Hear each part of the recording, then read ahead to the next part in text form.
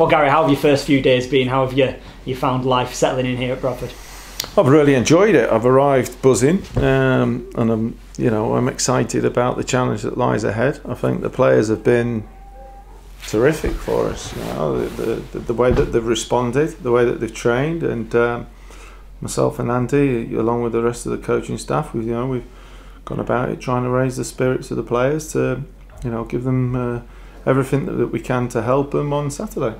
How much of it actually comes down to that then, raising the spirits, trying to get the mentality right? Yeah, of course. The situation that we find ourselves in at this moment in time, obviously nobody's happy with, but that was the main thing, to try and get them with smiles on faces and try and remember that we've got some good footballers here and they've got to go and enjoy it and go on and play the way that I want us to play. I don't want us to be I've said to them this morning, I'm stood on the touchline, so I'm a fan as well, and I don't want to be watching the team just not playing football or pass it. I want us to play with a bit of style and work very hard when we haven't got it as well. Is a lot of your job this week talking to the players? I know you'll obviously be doing a lot on the grass, but is it about getting your message across? No, definitely. We've had meetings with every player individually, and just emphasising what I want from them, but also what they can expect from me, and to know that the door's always open for them because we're here to help, and that's the way that we've coached at Blackburn and we've coached at Blackpool. We're here to develop the players and help them become better.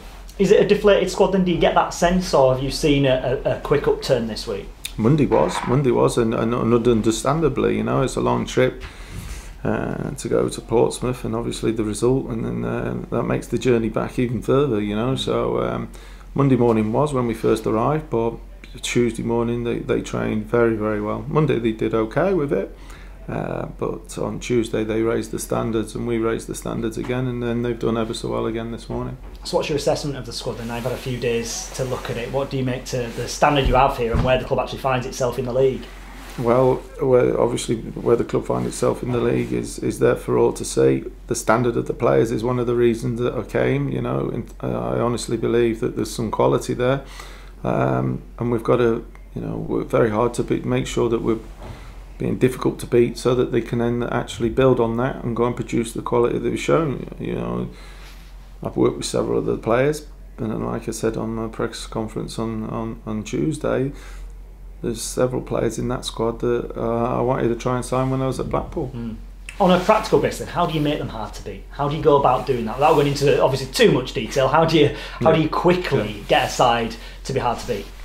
Well, it's simple. You have to make sure that you have a clear plan and give the players some clarity on their role, and then it's the work on the training ground, and like you just said, the work here individually and showing them clips and showing them on the tactics board, and there is no secret formula other than you having to work very, very hard. Do you have to go back to the simplistics, the basics then? Yeah, definitely. If you're a fullback, your job is to stop crosses and to defend. Centre half, you've got to win your headers and block shots and be difficult to beat as a unit. Goalie's got to make saves and keep the ball out of the net no matter how, and then you carry on throughout the starting 11, and that's it. It's just telling them what's expected of them. How's Anthony O'Connor been this week? I'm sure you're aware of the incident last weekend with the captain's armband. How's he responded this week? Listen, Anthony, along with everybody, they were, like I say, very quiet when we first arrived on Monday, but they've all got to grips with it, and he's no different. He's trained very well this week, along with everybody else. And he's part of your plans. He's certainly going to be involved. I won't expect you to tell us your team, but he's going to be involved for you. Correct. I'm not going to tell you my team.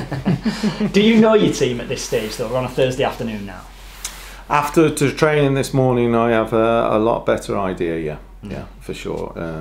There are one or two slots that you look at and different permutations, but after seeing what I've done this morning with them and how they've responded, I have a better idea for sure. We'll go through it this afternoon and pick the team that hopefully can go and give the fans something to cheer. Yeah, and that's a big part, isn't it, this weekend? There'll be a bit of a bumper crowd at Valley Parade for your arrival as well. It's about getting them on side, isn't it? Well, I certainly hope so, because I know the impact that they can have, and I've spoke to previous Bradford managers since I've been here and just asked them, and then he said, look, listen, once you get the supporters on your side, they're unbelievable. And I can remember that when I first brought Blackpool here at the start of the season, under Stuart McCall, it was an incredible atmosphere that they generated, and I personally would love them to come on Saturday and do that with us and stick with us. It might be the whole game that they've got to just keep us going, but I do understand it's a two-way thing. Like I say, I'm going to be stood in that technical area as well, and I want my teams to be playing football that is nice on the eye, and you can actually say, yeah, I'm proud that they're my team. On the team news front of things, how's Paul Caddis doing? Yeah, fine. He's trained this morning. He's fine. He missed the first 2 days, but he's had a bit of swelling on there, but he's fine now. Will he remain your captain this season as well? Have you made that decision yet? I've not named my team yet, no. So but no, look, I understand the thing with the captaincy, but at this stage of the season, it's about 11 players on there speaking, communicating and acting in the role of captain. And I know that's a cliche, but that is what we need. There's no point just saying, oh, it's down to that one man just because he's got a captain's armband on. What about Peterborough as a side then? What do you make to them right now? They're trying to get in the playoffs themselves. Yeah, I know Darren Ferguson well. We've got promotion with them a couple of times, and when I was speaking to him about going back in, it was the pull of Peterborough. So personally, I hope after this weekend that they can certainly get themselves in the playoffs, and he's got the habit of getting promotion out of there for them. So that's that, but not this weekend. They've been hit and miss themselves, haven't they, as well recently with results anyway? Yeah, I mean, look, they've got some good footballers going forward, and